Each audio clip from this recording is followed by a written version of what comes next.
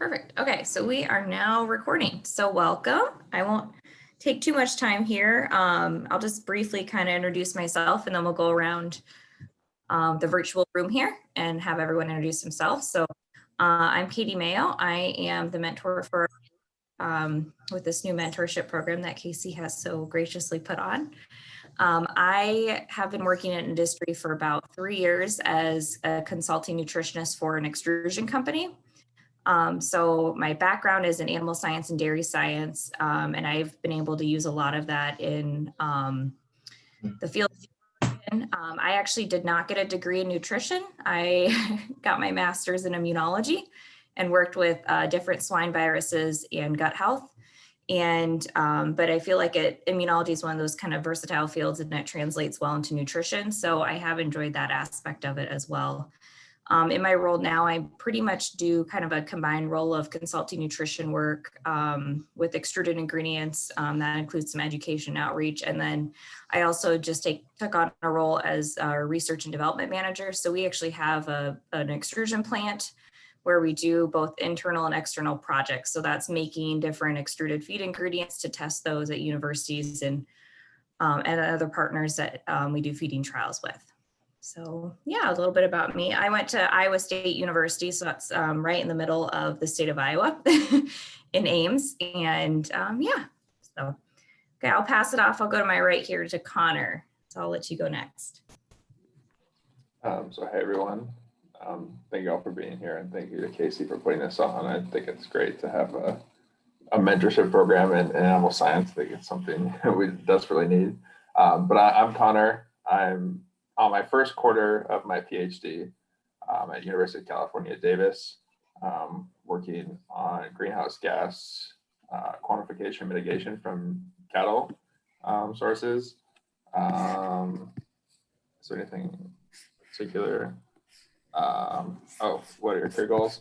I just started my PhD, but in terms of what I'm thinking about now, I'm interested in potential industry roles related to science communication, and also talking about what role cattle play in food systems, and also thinking about public policy implications there. So you're gonna get a law degree too? I don't think I'm gonna. I don't want to be in school forever, so I think that's the last one here. But combining those pieces there, so that's where I'm at now. Okay, great. Well, thanks, Connor. Let's see someone else can go ahead and jump in there. Doesn't matter to me.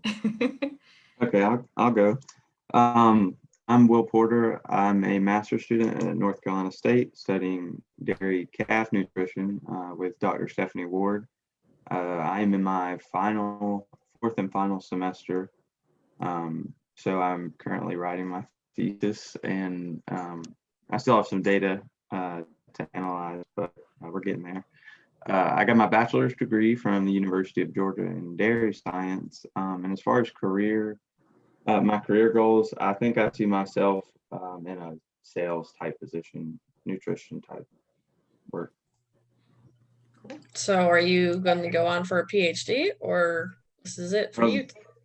I am discussing potential PhD programs, but I think I would be most satisfied with going to work. I'm ready to get out there and go to work. School's been great, but I'm ready for the next step that's not school.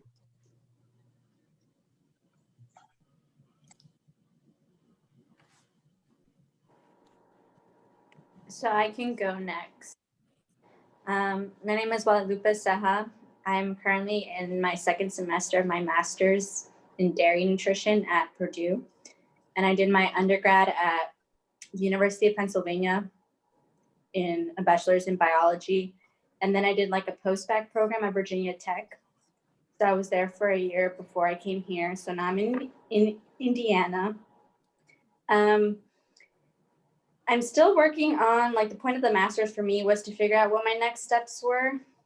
I'm interested in more like the regulatory aspects of nutrition, but I haven't completely figured out like what that looks like in terms of like a PhD or going into the field right after this master's. So hopefully I'll figure that out in the next few months.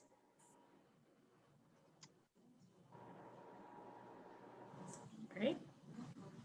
Okay, you're up, Caitlin. Okay, I'll introduce myself. Hi, everybody. I'm Caitlin. I'm in my second semester, just starting at Michigan State on my master's, focusing on dairy nutrition I have specifically. to go say, go Spartans real quick. Yes, obviously. Specifically on probiotics and feed efficiency in lactating dairy cows.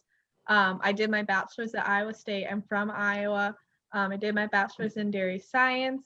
And as for next steps, I'm kind of on the same path as Will. I'm pretty satisfied, I think, with a master's. I'm ready to get to work. And I'm hoping to go into dairy nutrition consulting or tech support for a nutrition company, somewhere along those lines. Cool, very cool. Well, heck yeah. Shout out to my ruminant folks. So I also have a love, Casey and I share a love for pigs as well. So I joke that I'm like the pig and cow gal at our office. But no, that's great. That is so great to hear from you guys. And yeah, it's an interesting, there's a lot of different ways you can transition from, an advanced degree into industry. So it does seem like most of you are probably on track to go into industry or maybe even, government or, maybe a contract research position. But yeah, that's kind of what I wanted to focus on today in terms of just walk through just some tips and tricks of like what to expect when starting your job hunt. Will and Caitlin, if you guys are wanting to start, and even Guadalupe, if you want to start before you actually finish, it's a good time. You can kind of multitask. It's not as cumbersome if you like block out small sections of time to do it. So I have a quick little cheat sheet and I'll go ahead and share that with you guys here. Give me 1 second to get that set up.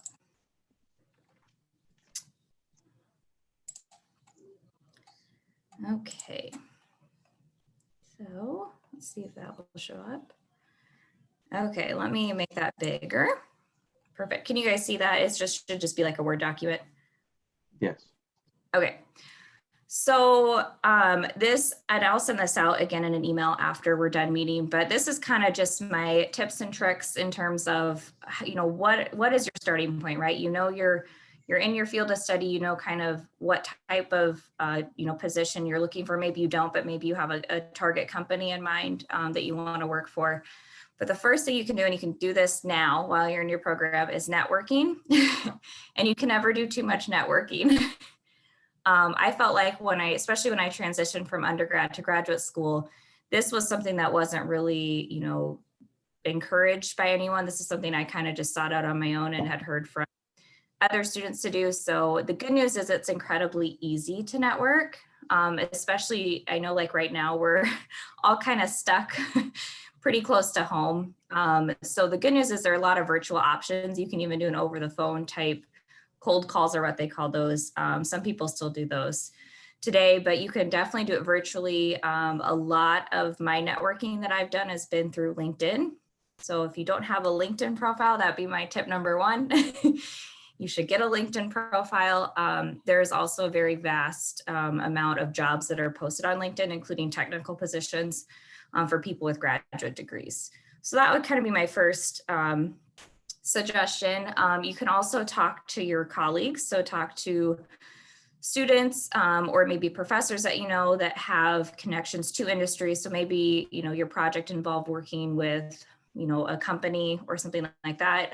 Get connected with those people and talk to them a little bit about their companies, what they do with that company.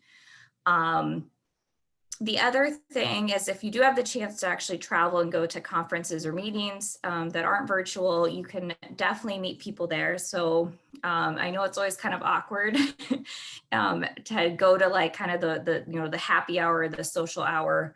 But this can even happen, say, if you give a poster presentation, you have people coming to you that are asking you about your work. Don't be afraid to, ask for their information as well. Just get a feel for what they do.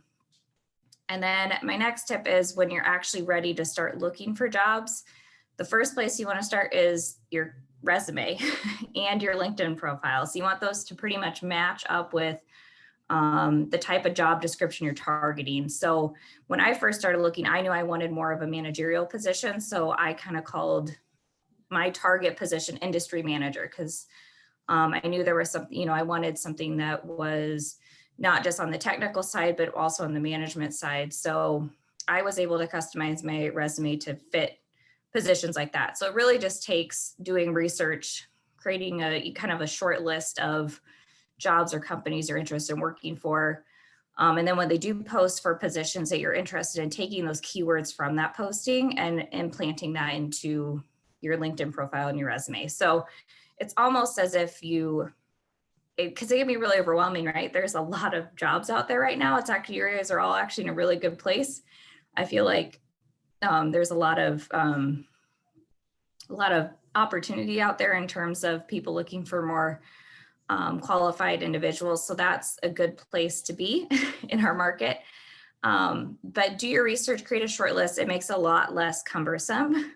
So this is where you can basically take like 15 minutes in the morning or in the afternoon or evening, whenever you have, you know, some free time, and just look and see what's out there. Look at companies. You can do all that on LinkedIn, or you can do it with other search, you know, engines as well. There's like Indeed and other things like that. And then you can also set up job alerts so that instead of you having to go and search for them, you can get notified when a company or when a specific title or, you know, keyword comes up in a job posting. So it's also nice to be able to just kind of let that fill up in your inbox and have that sent to you every day or week. And then while you're in graduate school, getting connected with a career counselor is really a good idea. A lot of times they'll put on you know, different seminars throughout the year for graduate students that are getting ready to graduate. What are ways to, you know, come up with your resume or CV depending on your career path. And it can also make finding the right position a lot easier, because a lot of times they are connected to other students that have gone on and worked in industry. So if there's a specific company you have in mind, they might know somebody that works there that they could connect you with. And then you can also work with the recruiters. So that was my experience. I actually, well, I did both. I did one where I had applied for a position and gotten an interview. And then I had one where a recruiter actually reached out to me to apply for a position that wasn't necessarily posted everywhere. And I ended up taking the one that I worked with the recruiter with. But recruiters are nice because they kind of do all that legwork for you. They take a look at your LinkedIn profile, and then later on you send them your resume, and they make sure that your skill set and that your interests match what job they're trying to fill. So it's nice because they do a lot of the legwork for you. And they're also there for career advice too, or interviewing advice too. So when it does come time for like an over the phone or an in-person interview, then they're there to kind of help coach you through that as well. So that's kind of just where to get started. So I'll kind of break it there. I have it kind of into 3 different sections here. So let's maybe have some discussion. Are there things that you have questions on? Are there things that you've already done that you found have been helpful? So yeah, I'm just going to open it up for you guys to discuss. So I'll pause sharing for right now. For me, it was much more easy to network when I was traveling in person. And then recently, maybe it's just not as appealing to me, so I have to make myself get on a computer and send emails. I'd much rather just walk up to someone and have a conversation with them. And this puts an extra layer of awkward or something that you have to get through to meet a person that you need to know. So, you know, like you said, that there's plenty of opportunities, but maybe it hasn't been as easy this year.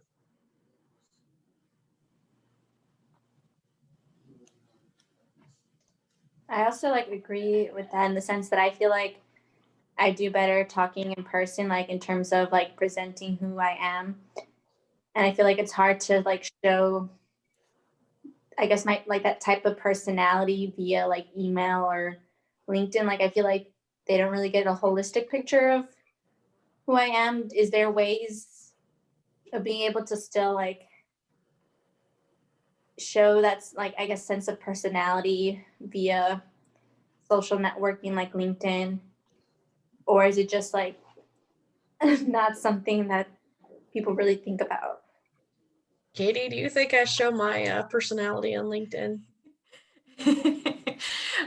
Yeah, so that's a good point, because when it was different when I was in graduate school, we didn't have a whole, ongoing pandemic that kept us from traveling to meetings and meeting people. Yeah, that's where maybe even a phone call, like Casey and I actually got introduced to a phone call. I don't think we've had the chance to meet in person at the last. Technically, no. But yeah, but we actually haven't ever met in person, but we did talk on the phone the first time that, I'd reached out to her, actually, I think on LinkedIn, because I had noticed some of the content she was sharing was very similar to my interests. So, and that sparked the conversation. So I think different modalities of communication, so not just an email, but maybe even a video chat. It's a good substitute. Obviously, nothing can really beat coffee with a person and getting to know them that way. And so maybe, at some point that will be a possibility, but for right now, I would say, at least I've had a lot of success just sending out kind of, a message to somebody, or commenting on a post that somebody posted that I thought was interesting, introduce yourself and spark that conversation. So I would say, I guess, don't be afraid to have a follow-up conversation. So if you do find somebody that you have something in common with and you want to do a follow-up, you can do that virtually. I don't think there's anything to hurt that. Maybe if you want to do something more personable, then try an over the phone approach, or even a video chat type service. I think a lot of people are getting pretty familiar with different platforms we have now. So yeah, that is a challenge, because I did used to meet, I met a lot of industry reps. I would go through on the different booths at the academic conferences in my spare time when I wasn't presenting or doing other things, that I was able to then connect that way. So yeah, it's hard. You guys have a bigger challenge, I think, because it's difficult. Hard, but yeah, at the same time, I don't think it's as disappointing as in face-to-face. A person doesn't want to talk to you. That makes sense. And I luckily I haven't had too many flat out rejections. The worst thing that can happen if you send an email is that they just never respond back. But, that is what it is. But you'd probably rather connect with somebody that wants to talk to you than somebody that's going to blow you off anyways. So yeah, I was a little bit fortunate because I wanted to stay, in Central. So I was looking for a job or a company that was close by. So at that time I was able to meet at a lecture or, meet for coffee somewhere locally. But, there's gonna be cases where that isn't, if you're, in California and you want to move back to the Midwest for a job, right? You're going to have to do, most of your things virtually or over the phone. So, yeah, I guess just find what works for you, what you think showcases the best you, and then, shoot for that. But don't be afraid to I never thought to use a Zoom platform to talk to connections like that before, but that's definitely a possibility now. So you can definitely use these new tools. So I guess that's a good prompt. What other challenges have there been? Because we are kind of a really weird time. But especially for graduate students, because I know maybe your classes have been moved online. So you're not even, meeting in person anymore. So how are some ways that you guys have, stay connected with your colleagues, or, do you still have your, graduate seminar that you go to? So what does that look like? And maybe what are some of the challenges that you're facing now in this virtual age? I can kind of talk on that a little bit. So I don't know about the other universities, but MSU is completely shut down. I can't go to my office on campus unless I get approval from the department chair. It's a whole thing. So, and it was like that when I came. So I didn't meet the other dairy nutrition students until I started working at the farm on Marissa's trial 2 months ago. So it's been very hard, honestly, just to even network within my department and even the College of Ag, much more than I expected. And so I've been having to do a lot more of oh, this person might have something that you'd like to talk to them about, email them and have a Zoom call and do that kind of things. But it's frustrating because it is taking like, it's something that I took for granted before. You know, I'm just used to like seeing people in the hallways and being like, hey, what's up? Let's talk about this. And now it's like going through the process of, okay, let's find a Zoom time, and then going on Zoom when I'm like dead from Zoom all day. So it's an interesting situation. Yeah. I had the similar conversation with my advisor this week. We were talking about, this is my fourth semester, so I did have some time to meet a few people, not as many as I would like. But we were talking about limitations where normally we would all be in a shared office or an office space near other students who have done or are doing the same thing that we currently are. And that makes it easier for us to ask questions about what's going on, or to pop down to your advisor's office or someone like that. And here it pretty much has to be an email, phone call, or text if you have that information. So solving issues, answering questions takes longer.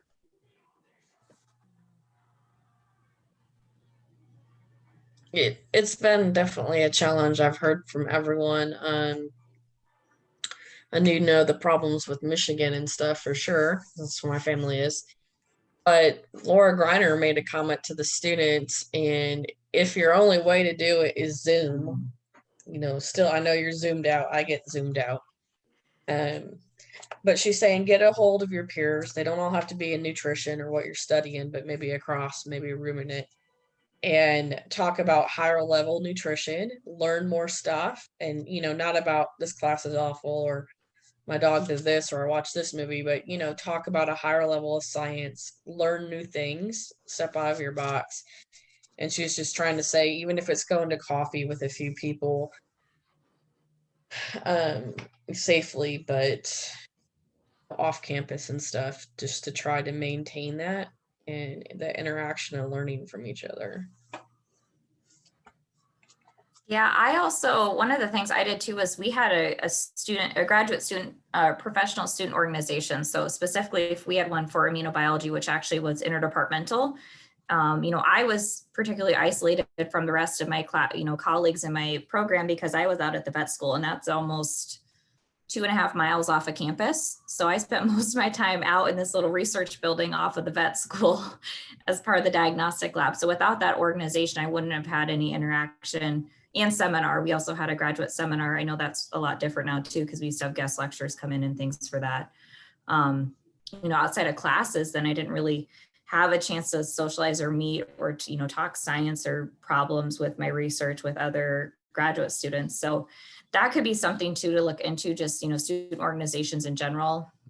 You know, after I graduated, I also joined it's called the Young Professionals in Agriculture. They have chapters across different states. So I'm in the Iowa chapter, which it just happens to be located in central Iowa where I'm at. But you could look for opportunities like that too, other, you know, people with common interests or common backgrounds that, you know, in terms of what field they study. And, you know, maybe that does mean adding another Zoom call, you know, on an evening, but, you know, maybe it's worthwhile because you get a chance to kind of escape from your project and talk more in broad terms, like Casey's saying, about nutrition or about agriculture, about, you know, something that you found interesting that you read, or maybe an issue you're having with your research that someone else might be able to help with. So I know it's just, I can't even imagine going to school right now.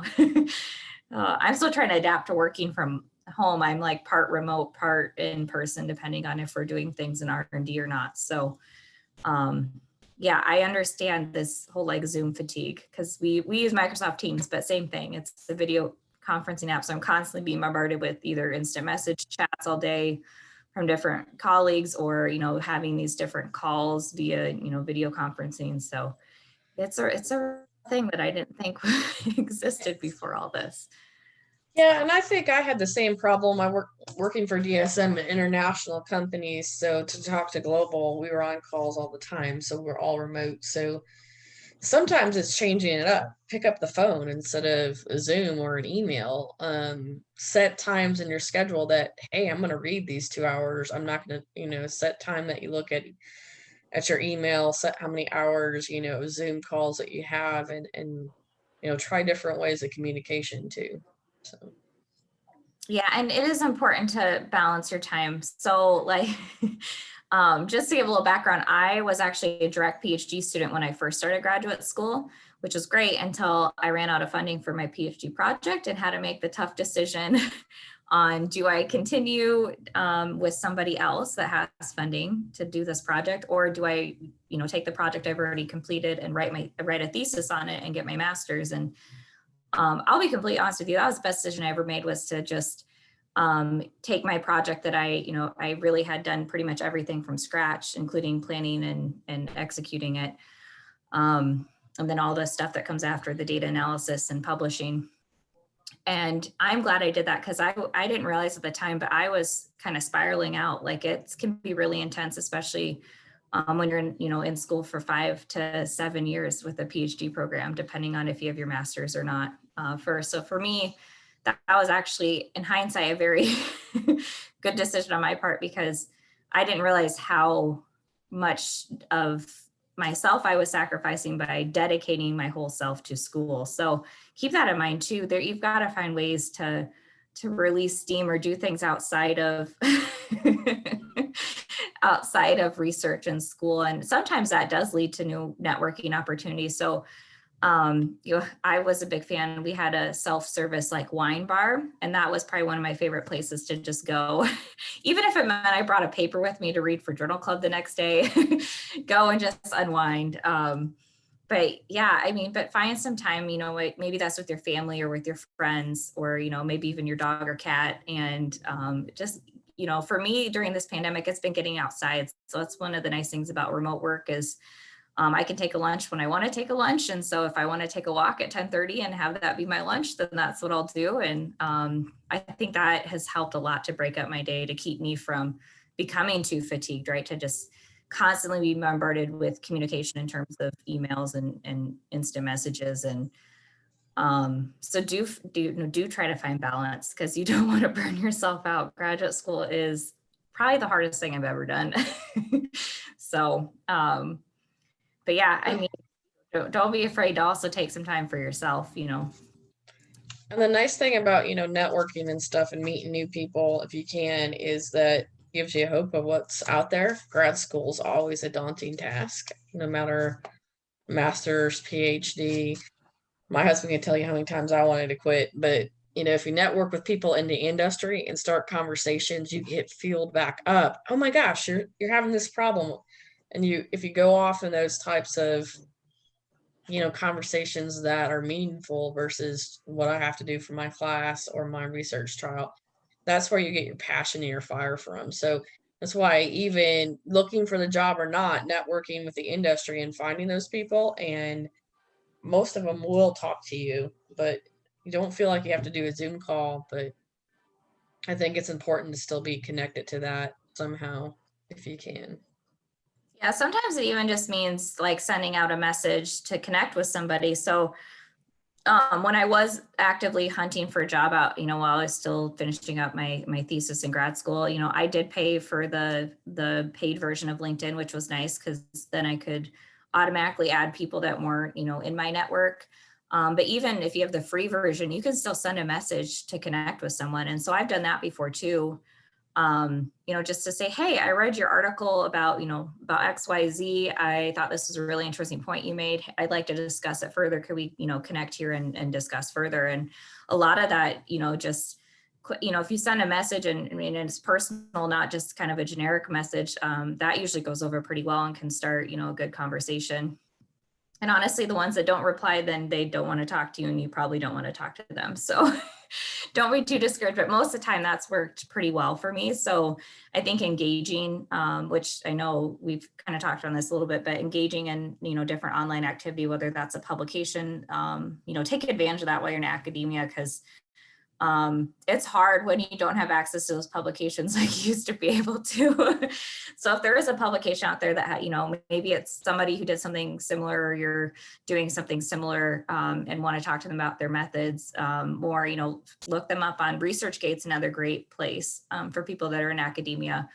And a lot of times, like, that's how I get free, published articles, is through connecting with people on ResearchGate and having them upload their work. So, because not everything's open access once you lose your university login. So, so that's great. But I do still connect, I would say, more with authors of, different agriculture-based publications. So, our company in particular, we do quite a bit of outreach and education. So we do publish articles in different print magazines and also online magazines. So sometimes that, I can get access to those, but engage with those people, and if it does have to be virtual, I think everyone understands that today. But yeah, don't be afraid if you want to do something, if you can do something in person safely, or if you, want to opt to do something like this, a video chat. I think most people are pretty open to that and pretty understanding. But yeah, do you guys have anything else to add? I'll just quickly go on to the next, which is actually when you're starting your job hunt. So this will probably be really helpful for Will, because I have a feeling he's probably looking for what's out there. So let me get my screen back up. I'll let you guys kind of give your final comments here if you have any. I'm curious to see what your thoughts are on a headhunter versus a recruiter. Yeah. Why did you pull that out? That's your medicine. That's sorry. Has anyone been contacted by a recruiter, or have you thought about working with a recruiter before, or anyone worked with one? So, well, the good news is if you get your LinkedIn profile looking good and having those right keywords, you'll start to get messages from recruiters. And that's how I got a message. But yeah, that's really through networking. So also, like, there's been podcasts I listen to or something like that that I come across from networking, and they throw a name out there of a recruiter. So then I'll look them up on LinkedIn and reach out. I think LinkedIn's a pretty popular tool for recruiters to use. And it's kind of, like I said, it's kind of nice to do a lot of the legwork for you, right? So they're actually seeking you as a qualified candidate versus you trying to prove to them that you're qualified. So it can be really helpful because it really helps to streamline the process, which is, in my case, it went from a phone interview within the first 7 days. And then I had an in-person interview that next week. And then the 2 days after, I heard back and they had given me a job offer. So it really did help to streamline things. And that helps too with more of these technical roles or positions where they really want a specific background of somebody. But keep in mind, don't underestimate yourself, because I have a degree in immunology, but my background in animal science is what got me a nutritionist role. So they were actually looking for a PhD in nutrition, and they got a master's in immunology. So sometimes the right fit is there. It's just, for whatever reason, the way that they posted the job or the, candidates I've come across just weren't the right fit. So I really think I got hired based on what we call soft skills, which is that number 4 there. But soft skills are pretty much the things that you're like innately good at or have really practiced well at. So as a scientist, that can be a lot of communication skills, because you're constantly presenting your research, talking to people about your research, publishing your research. So those are all skills that are very translatable to an industry role, especially a technical position.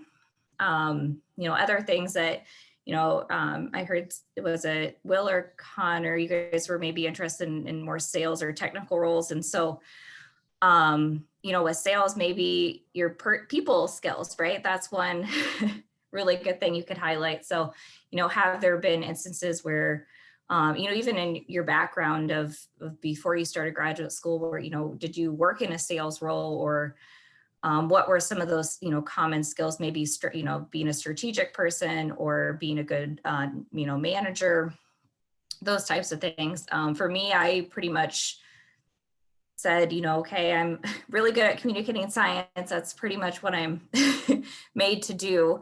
I understand the complex science, but I can communicate it to many different audiences. So In my role throughout graduate school, I also worked in the diagnostic lab. I worked through 2 animal pandemics. So we worked through both the porcine epidemic diarrhea virus and then avian influenza.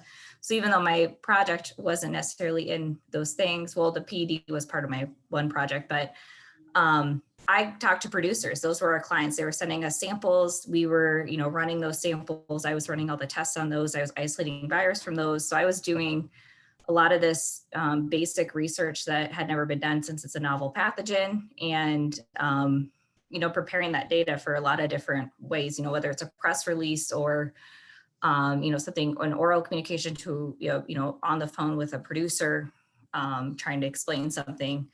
Those were all things that I was able to leverage as part of my communication skills that that makes me uniquely qualified for that role. So don't be afraid to do that. If you lectured for a course, that's something too, right? So, not everyone does research assistantship. Sometimes you do a teaching assistantship. So if you have experience teaching, that's another, angle too, that you'll have that will set you apart from other people out there.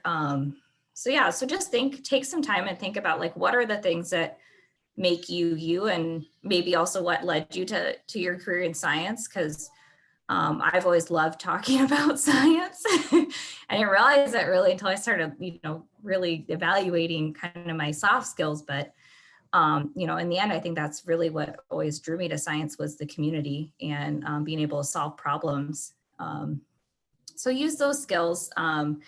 And it can be hard because you're so focused in on your project and what you're doing there. And those technical skills are really important because that's what makes you qualified for a certain position. But your soft skills are what are going to get you hired. So that's why networking, which is that number one point, is incredibly important because most job offers are actually extended to people, either referred to that company by other employees of the company. Maybe that's a recruiter that's been working with the company to fill a specific position. So that's why, I can't overstate that enough. But yeah, networking is really key to getting in with a lot of those different companies. So when you do find a specific company or position that you really want to apply for, reach out and try and make a connection there. So whether that's through a common colleague, right? That's where LinkedIn's great because it can tell you if you have someone in common. So if you're a second connection or a third connection. So if you're a second connection, it means you already have a mutual friend. And as you start building your network, you're going to learn, see that more that there are people that you follow, that that also know these people you want to meet. So use that to your advantage, and then look for internal references. So, maybe that's a colleague or a graduate student that you knew that graduated and went to work for that company, reach out to them. I've met with somebody from one of my target companies that I had volunteered at a state science fair as a science judge in agriculture, and we spent half a day together, and that's how we met each other. And then when I was looking for jobs at that company, I reached out to him and we had like a sit down meeting, and I just kind of asked him more about his role at the company, what he likes about the company, maybe what he doesn't like. That's what's kind of nice too when you reach out to people that work for these companies and you meet outside of the company walls. You can actually ask them pretty open and honest questions. And so that helps a lot because it gets a feel for not just that company in particular, but also maybe the culture surrounding that company. Maybe they have some tips on who you should reach out to look for, roles that are open. So those kind of things. So it really is who you know, which I wish somebody would have told me that earlier on because I probably could have gotten a job a little quicker. But like I said, I got lucky enough that with the recruiter, things were pretty streamlined for me. And then you also can cater your resume. So this kind of goes back to like your LinkedIn profile. You can use things like, and I'll just show you mine here. That's probably actually a good place to, let me do that and let me share my LinkedIn profile. So I know I've made 2 connections so far. So follow me on LinkedIn or connect with me on LinkedIn if you haven't already. In my signature of my email, I have my LinkedIn address. So with your LinkedIn profile, you have this awesome thing here called a header, and you can put in there whatever you want to put in there. but to me, this was really a tagline of who are you? What do you want to do? I'm big into strengths finders. So that's why you see kind of my top strengths there. Yeah. And then I have my own mantra. So I don't know, that could be something that you think might be fun to do for yourself. But yeah, so this is great. So this is the first thing people see. Also have a profile picture, even if you think it's silly. Yeah, yeah, go ahead, Connor. I was just gonna say, we can't see your LinkedIn profile if Oh, you're trying to share no. that now. We just see the Word document.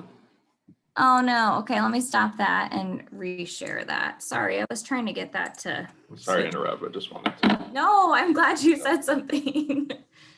Okay, now it's over there, so you should be able to see it. So yeah, so this is your header here, is what I was talking about here. So you have your name and your picture and your header. And this is literally, people will spend the most time looking at those three things on your profile. So take some time to kind of put some thought into what you want to do. Your header, you can do something shorthanded like this. You do have a limit, right, on how much you can put in there. But I've also seen where people put like things outside of, their career field that they're interested in to draw in other people that they want to connect with. And the other thing is when you're looking, you can also put connect with me on there. Just as like, hey, connect with me. Like I'm open to connections, which can be a good way to draw people to you as well. And then same with your kind of about section. So if they do click on your profile, then they'll start to see everything else, right? So it starts with your about section. Try and keep it kind of short and sweet. Make it kind of a broad, but okay, that's terrible. I was gonna say broad but specific. So you want it broad enough that it doesn't narrow your search to like one particular type of job. But you do want it to be specific to your industry and to the type of job you're looking for. And see, I even have connect with me today, and I put that in my about section. And then, sorry, you're going to see a few other things. So this is my profile, so it's showing me other things like my activity in that. Experience. So, I mean, you'll see, I literally have that's it. I went to graduate school and then I got a job. So that's the experience I have right now.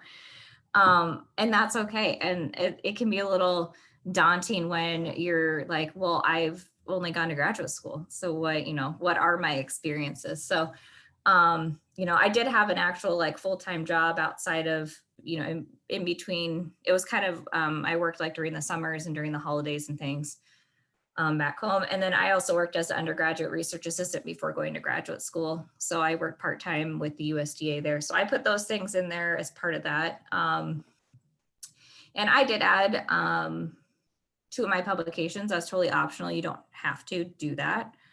But the biggest thing is going to be here, and you can bullet point these or do whatever you want. There's a lot of webinars and workshops and articles about different ways to format your LinkedIn. But the biggest thing is you just want it to be a snapshot of your resume. So you don't want to take and copy and paste. Your resume is going to be a little more detailed. You just want to be very high level overview of what you did.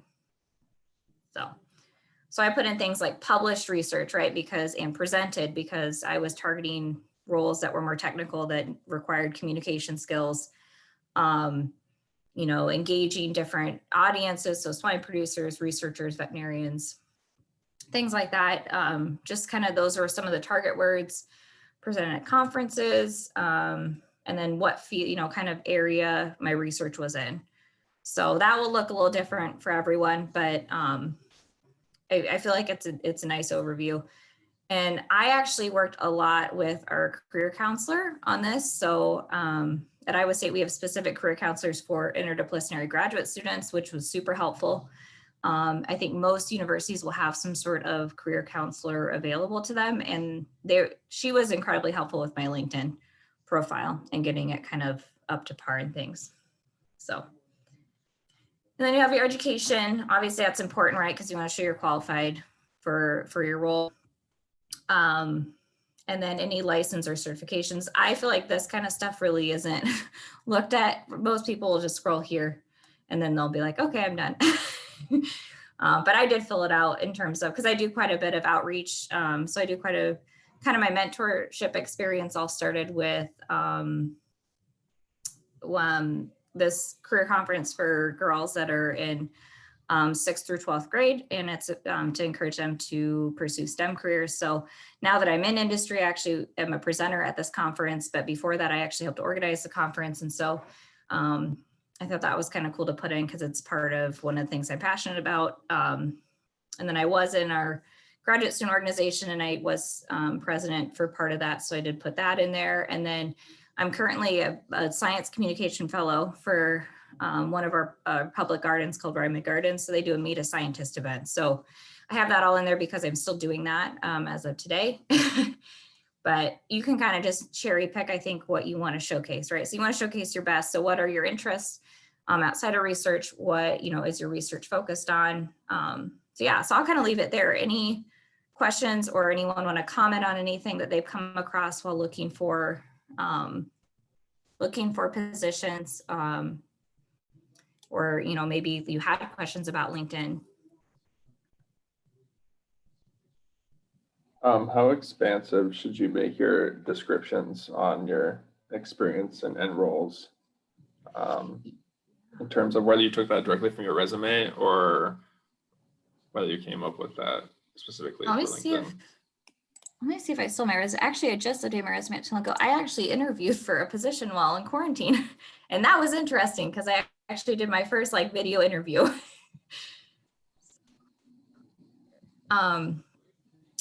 So here, this is a lot less detailed than my resume. This is just a quick snapshot of what I did. So I took kind of the things I wanted that had the keywords in them, and then summarize that in 1 or 2 sentences. You can be more detailed with this. The best way if you're going to be more detailed is to use things like bullet points. And I always use the rule of 3 or 5. So either stick with 3 bullet points or 5 bullet points. And that the thing is, I already felt like my resume did that. I actually use bullet points in my resume.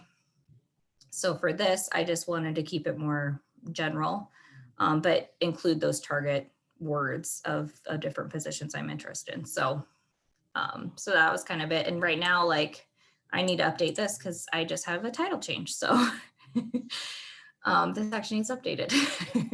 But even for what I do currently, I tried to keep it pretty broad too, because there are a lot of things I do in my current role that will be highlighted in my resume that I don't necessarily have in my LinkedIn profile. You kind of want to just showcase what you did. So you can be a little more, if you have a shorter experience list, you can be a little more detailed, but I would just recommend breaking it up with things like bullet points instead of just words. So For my past research, I've been in very different fields than what I'm in now and what I'm trying to do. So undergrad was more immunology and neurobiology, and then I went to disease ecology, and now I'm in dairy nutrition.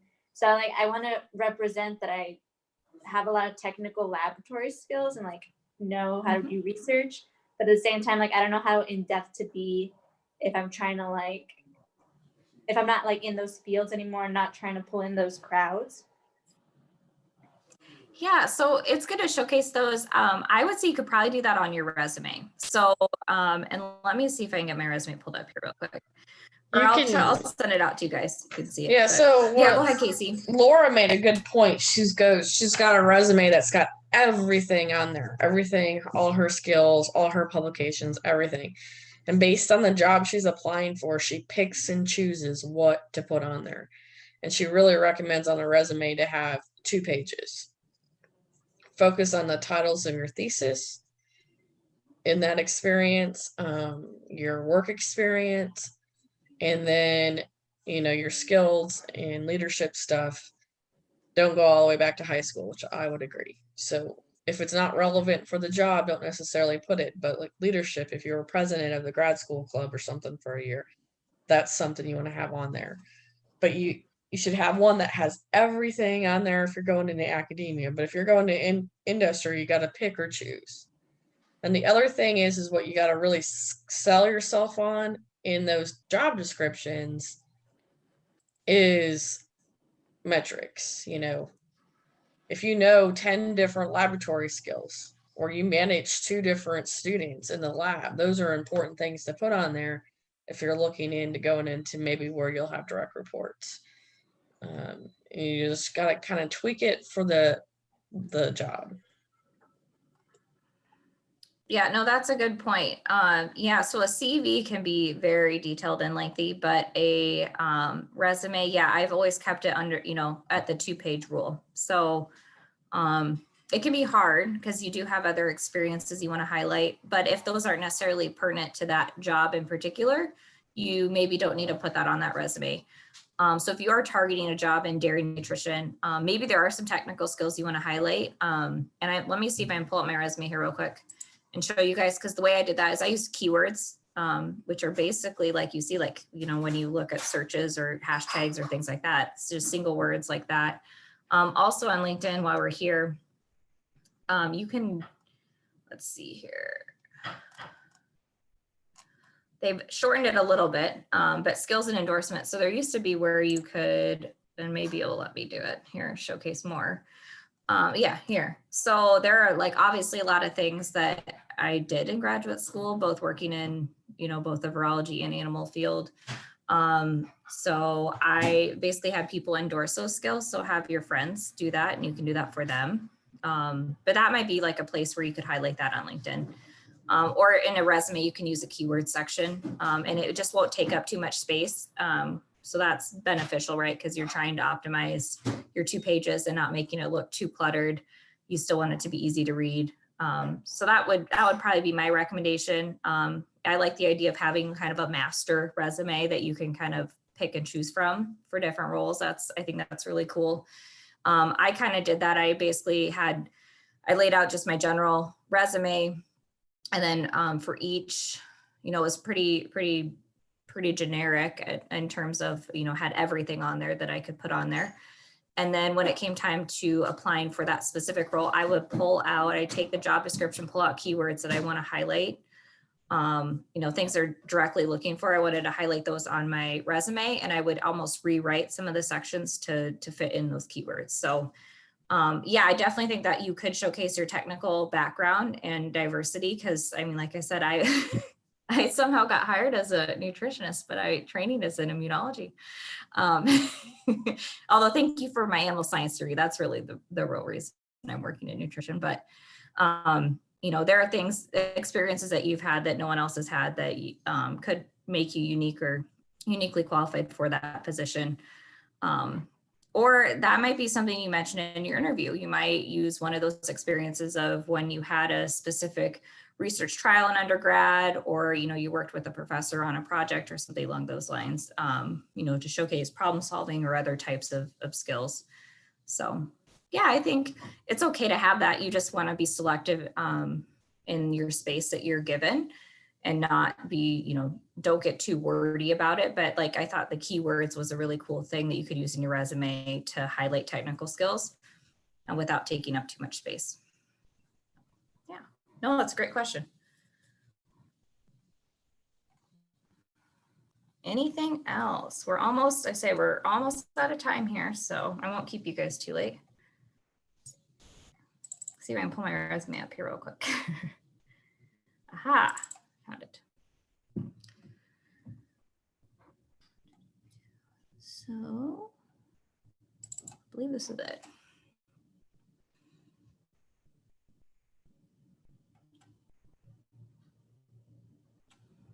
Okay, I'm going to stop sharing this and then I'm going to try and switch over here.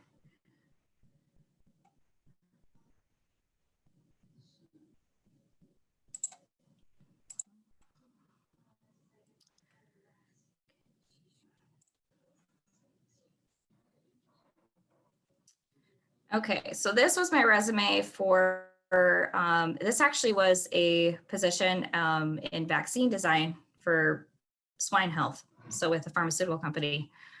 So this obviously is a little more related to the work I did in graduate school and things.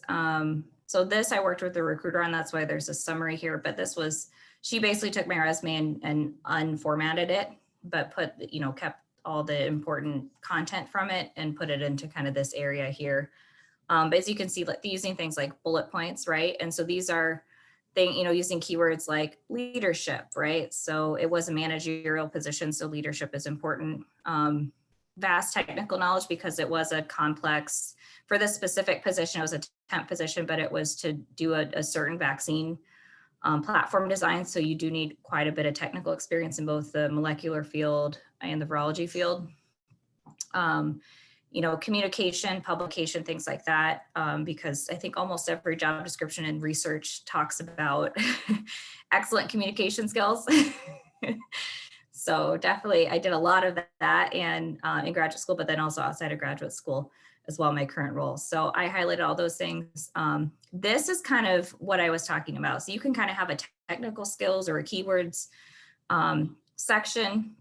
So I've done a lot in terms of, I've done both worked in vaccine efficacy trials for swine. I've worked in, you know, classical virology for pigs. And so tissue culture and cell culture, those are things that are pretty technical, but are incredibly vital to vaccine development. So I knew I wanted to highlight that, what I had worked in and things like that. So this was kind of just how I broke that up for this specific role. So, you know, take what you can in terms of what you think is suitable for that role. So just read through that job description and any information they send you. And then, like I said, this is where my resume has bullet points. So I actually don't use, you know, just a short summary like I do in my LinkedIn profile. I use actual bullet points. And they're much more detailed in terms of specific things that I do. So metrics is what Casey talked about. So can you measure that? You know, have you presented X amount of times at the conference? Have you, you know, like here I worked with 20 different cell lines. And that was important because they needed someone who knew how to work with insect cell lines, which grow very differently than traditional mammalian cell lines.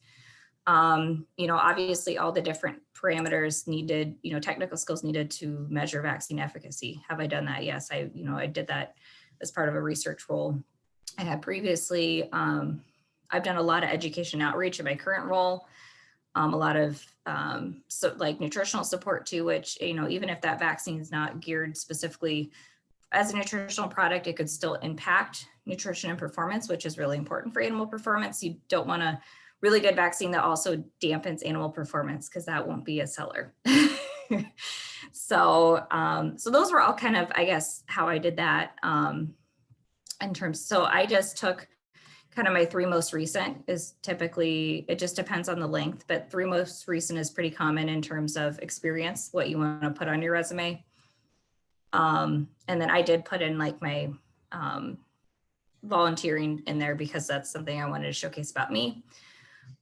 This is another place you can do technical skills. You can do something like this where you're a little more specific on the types of technical skills you have. These were kind of the key 5, and this is when I started looking for technical roles. This is what I kind of created. So I took keywords from job descriptions that I was looking to be hired in, and other with companies that I was interested in. And I took all that and I catered this list with specific language to target those positions. So yeah, and you can put your publications or you cannot put your publications, totally up to you. Sometimes if you're going for something that, like for me, when I applied for a PhD position, but only had a master's, I put in my publications.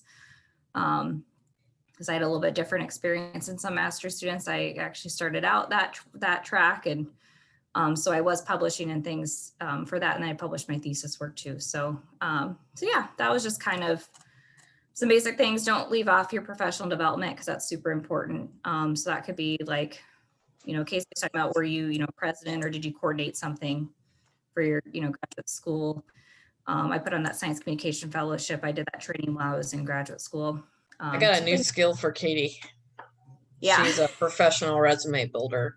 You guys are getting some very awesome advice here. So yeah, and I'll send you guys my resume. I'm totally fine with that. So I'll send you my resume. I'll send you the actual formatted version. This is like I said, this is what the recruiter took and just took everything from all the meat from it and put it in their own kind of basic format. But yeah, my formatted version, you'll see it's kind of broken apart to be a little bit easier to read too. But yeah, that was something, I recently did that and I got all the way, I was one of 2 candidates for the position. So this is the first rejection I've gotten. I'll tell you that. I got both of my other roles I interviewed for out of graduate school. I got offers for. So yeah, and I think you guys will all be in that same position because it's it's just a good time to be looking for a job, especially in research. So okay, so let's go ahead. I know I'm a little bit over time, so apologies for that, but what kind of questions do you guys have? What, are there anything that you want more information on that you want to follow up on? There is a little bit more to that Word document I'll send out. It has some resources that I found really useful that you can take a look at if, when you have time, so. How do you accept rejection now that you had one? It just wasn't the right opportunity. Part of that position in particular, it was with a company that I've wanted to work for a while that just didn't have any job openings when I was looking initially. And I knew if I wanted to make that jump from nutrition back to animal health, that it probably was a good time to do it. But I just look at it, it just wasn't the right opportunity. Doesn't mean that there won't be another opportunity out there. Positive, yeah. You don't want to knock yourself. It's always, you never know why you don't get it sometimes, and it's not usually maybe you, it's just the pieces. So don't ever take it personally. To be totally honest, I would have probably been giving up a little bit, especially job security, because it was a 2-year role, and there was no promise to that role being extended or turned into a permanent position. And that just really, that was the biggest risk I would have taken if I would have taken that role, is the uncertainty of, in 2 years, where would I be? Would I end up staying with the company, or would I have to be looking for another job? So those are, don't be afraid of, because I wasn't necessarily looking for a contract role in particular, but I wasn't afraid to apply for it because it was with a company I really would have liked to work for. And it was a really interesting and challenging technical role, but I just see it wasn't the right fit, wasn't the right opportunity for me. It's not that big a deal. Something else will come along. And actually it worked out well, because shortly after I went through all that, that was a lengthy process in itself, because with all the restrictions, even a local company here, I still wasn't able to do anything in person, and it drug out the process for so long. Like I interviewed, I think twice over Zoom, and and then I waited another 2 months to hear about the position. And like I said, at that point, it was down to me and one other person. So yes, be patient. That's, I guess, another good piece of advice. It can be hard, but stick with it, be patient. Sometimes the right role will just kind of fall into place. Like, what happened to me when I graduated from school, I started my job. I took a 4-day weekend after I defended, which I would highly recommend you maybe take a little longer than just 4 days, because your defense will take a lot out of you, but definitely do something special to celebrate that, because it's a huge accomplishment. And then I started my role that following Monday. So I defended Wednesday, and then I had Thursday, Friday, Saturday, Sunday off, and I started my role on Monday. You don't have to do that though. But just be prepared. Sometimes it does take a little bit longer. And it seems like right now, with all this extenuating circumstances and not being able to onboard people in person, that's adding to that time. So just be patient, and it'll all work out in the end. The good news is you'll have plenty of time to work on your thesis revisions, unlike me, who decided to jump into a full-time job and then also try and do my thesis revisions. So there's that whole thing. There is some benefit to taking a little bit of time off, but yeah, just keep with it and be persistent. I have some like, if you do get an interview, always follow up with a thank you. Show them that you appreciate their time. You'd be surprised at the number of people that don't do that. So you'll stand out in their mind automatically if you do. And then, yeah, just be patient, follow up every week or every couple weeks, whatever you're comfortable with. Obviously don't bug them every day, but definitely stay with it, stay on it. My recruiter reached out about once a week to keep up on that job. And like I said, it took almost 2 months for me to get a final say on it. So it can take a little bit of time, but it'll all work out in the end. So I'll go ahead and send you my little tips and tricks. Like I said, it has some resources on there too to check out for when you do have some time to yourself that you want to do some reading. And most of it's all like virtual. So it's kind of nice because it's kind of a mix of like YouTube type things, webinars, things like that. So maybe if you don't like watching things or reading things, you can also listen to things. So I did a lot of that while I was working on my figures and my legends for my different, different figures in my thesis. So it's a good way to pass the time sometimes when you're stuck at home and trying to write. And all you can do is try and figure out what formatting you want to do for your table. But it will give you something to listen to. So, okay. So anything else? Like I said, I don't want to keep you guys too late. So anything else? Great advice. Yeah. So it's been fun. So yeah, like I said, I'll send out those resources here. I'll follow up with an email and share that information. And if you have any follow-up questions, feel free. And Connor and Will, you should reach out to me on LinkedIn and connect with me. Because I can Everybody connect should be you to a lot of connected different you, people. right? I hope. I know. Yeah, actually, you should connect Casey too. That's how I got connected to a lot of people. And I'll just be honest, with all your ruminant nutrition, there's always jobs in ruminant nutrition and regulatory. If that's really what you want to do, go girl, because somebody who understands animals and regulatory will love to have you on any team. So yeah. And don't Yes. forget about the FDA going on for a PhD. I mean, if you like urban life and you could live in DC, it's you work 5 years for the FDA and any drug company, animal health company, and pick you up. I will say I have a specific connection, previous mentor and boss of mine that I worked with at the USDA that did a postdoc at the FDA, Washington, and then came to the USDA, did animal research, and now works at Merck Animal Health. So yeah, if you want to get connected and go that path, let me know. I have someone very, very suited for that to talk to you about that. But yeah, like it's about who you know and who you know knows. So but it's a well-connected world. The head of the FDA CVM, so the feed side of things, is a Spartan alumni PhD, originally from Iowa State. So I know him personally. I weighed all his pigs and did his graduate degree for him. So I have it in for you. Yep, you're so connected. Like I said, connect with Casey. She knows everyone. That's my goal. Not to know everyone, but to help. If I know somebody who knows somebody who knows somebody, yeah. But yeah, there are definitely jobs out there right now. I mean, I think you guys are probably like this. I wish I would have gone to graduate school now, because when I was looking, there really wasn't anything for about 2 years too. So I got pretty lucky to be able to, make it to be qualified enough to get two offers. But and I was pretty limited too, because I was trying to stay local in this area. But yeah, if you're not afraid, also, like Casey put on some really good lectures or webinars, and one of those webinar series, the coffees and convos, and we talk to people that also went abroad, so that's an option too. Maybe not right now to travel abroad, but when you're coming close to finishing, if that's an option, there are definitely opportunities abroad as well. A lot of these nutritional companies are international. Even my company, which sells extrusion technology, international. We're only 100 employees worldwide, but we are a global company. So there's a lot of potential, especially in nutrition. I'll say that I work with a lot of rumen nutritionists. So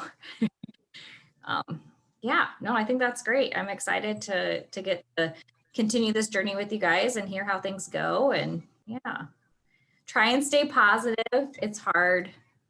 There's a lot of depressing things out there, but the good news is the future is bright in agriculture. We will always have jobs and be employed. So, well, thank you guys for your time. Like I said, feel free to reach out, and definitely, connect with Casey on LinkedIn too. She's awesome, and she knows a lot of awesome people. So, and then connect with me too if you haven't already. So, Katie's pretty awesome too. So we've helped each other out. So I can't take all the credit. Hey, I did turn you on to Ashley. She's cool. She's on my reference list because she's pretty cool. She's like a networking concierge. She decided that's what she wanted to do for her career. So she basically created her own position with her own company. And that's her job, is to connect people, which I'm like, that's really cool. I wish I would have known I could have done that. It's my job now. Yeah. What a mini. Yeah. Yeah. So no, but this will be a good program. And if you guys have feedback, I think you're sending out a survey, right, Casey? So Is that Yeah, correct? so we have poll questions. Don't forget the poll questions. At the end of the 5 months, we'll have a survey. It's really important that you fill that out because that's going to be a publication. And so we all want to support fellow graduate students. So really excited to bring attention to mentoring and the need in our industry. So it takes everybody. And I hope next time you guys talk more, ask more questions. So I Well, want we to can hear do something some- different. yeah, Yeah, but I different want to too know next time. something. We got to think of 3 things I want to know about you. Okay. A secret, your best quality, and a food that you don't like. So remember those 3. If I can remind me, it's being recorded. So there we go. Hopefully it's not beef. We might be in some trouble if people don't like beef. No, I'm just kidding. I married a gentleman who is allergic to pork. So, That's kind of funny. ironic. Yeah. Well, I appreciate you guys taking the time. I mean, that's really part of it too, is showing up and doing the work. And so just, pat yourself on the back tonight. Say, yeah, I did a good job. I invested in, an hour into myself, and I'm gonna get more out of it because of it. So, yep. Okay. Well, I'm gonna stop recording here real quick. Devonish is hiring some ruminant positions.